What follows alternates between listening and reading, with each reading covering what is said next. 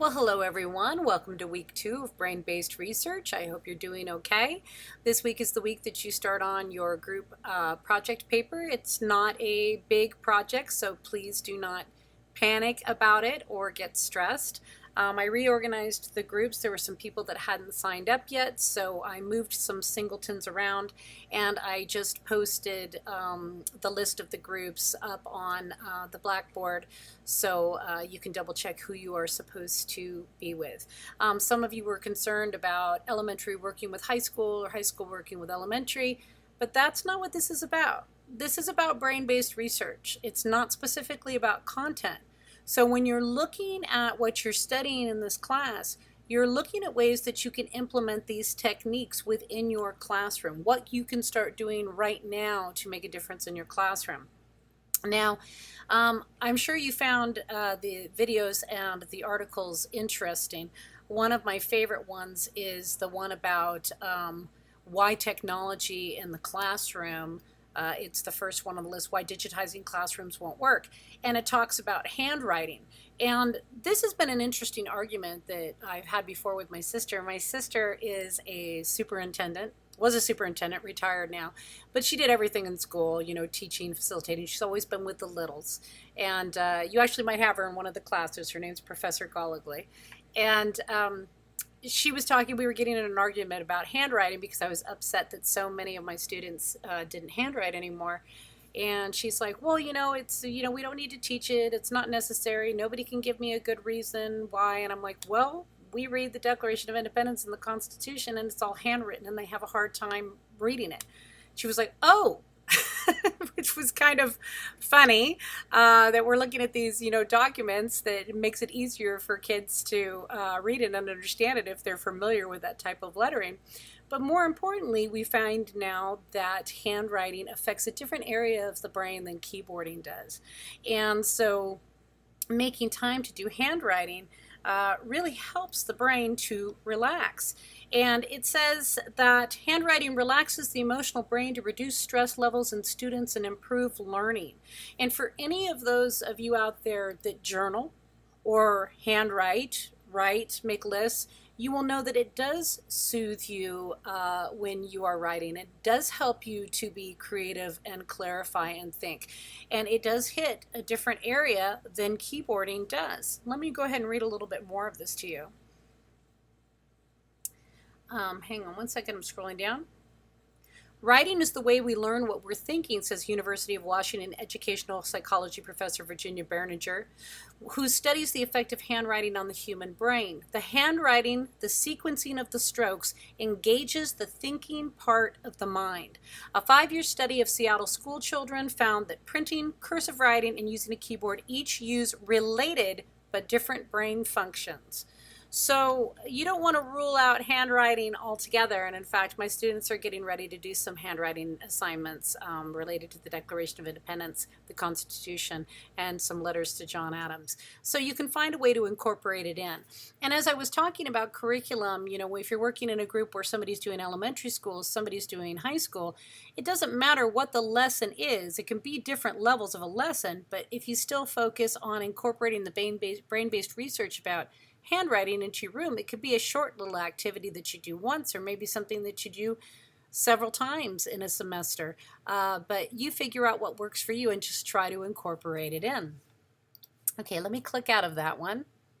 I also thought that you would like the video, the brain-based learning model, where they talk about, Dr. Don Elgar talks about how brain power is like weightlifting, you know, practice and repetition.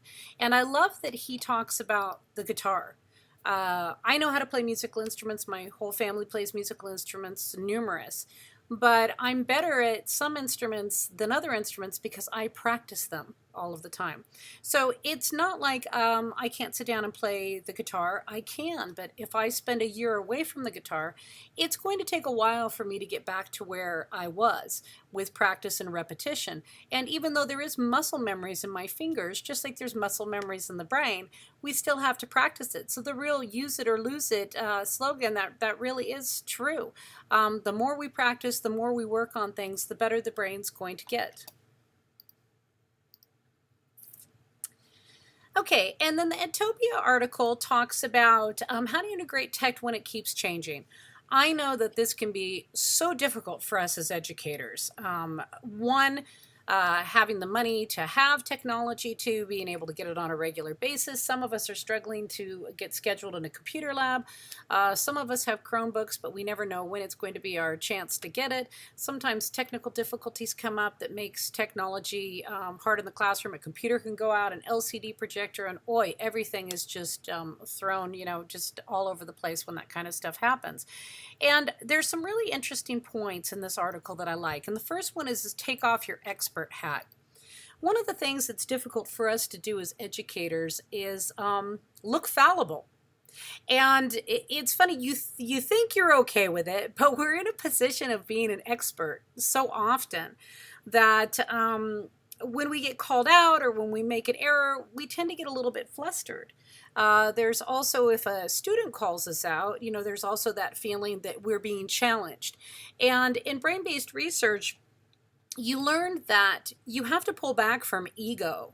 And it's hard to do. It's hard for me to do too. Sometimes, man, I just want to go, oh, did you really just, But the thing is if you take off the expert hat in relation to technology, these kids are a generation of kids that have grown up just with this, like, absorbed, okay? And they can really teach you some cool things if you let them. And the other great thing about that is when you are willing to learn, you're showing them that you're willing to learn. You're showing them that you are fallible too. That is what education, that is what intelligence is. It's not like we magically just know everything. We learn, we fail. We learn, we fail, and we move forward. It's grit. And that's what we want them to see. And so when we allow them these opportunities to be the expert and teach us something related to technology, it helps them to thrive, and it also helps us to grow as educators. And one of the great things is when you do take off that expert hat and allow yourself to be taught, the students can also then teach other students in the classroom. And you become a facilitator and they become the instructors, and it's magical to watch what they can do. And if they really start to struggle with something, they'll come up and ask you. But even when we're doing like Google Slides, they'll go, well, how do I share it? I'll always say first, is there anybody in the room that can show Fred how to do Google Share? And usually the kids can do it. If there's something that I don't know, I pull up whatever I'm working on the computer. We have a new online textbook. Today I was trying to find a place to delete an assignment. I couldn't find it anywhere.